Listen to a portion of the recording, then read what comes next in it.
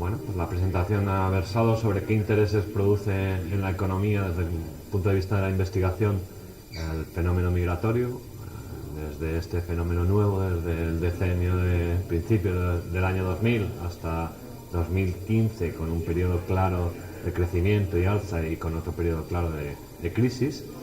Y la idea era destacar, en cierto modo, cómo los inmigrantes aportan en la misma medida en la que entran en el país.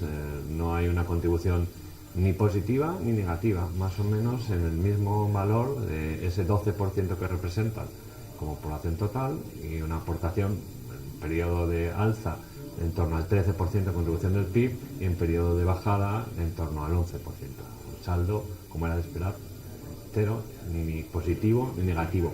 No restan, no detraen recursos de lo público, no detraen recursos en el sentido de que produjeran menos de lo que les tocaría simplemente por proporción.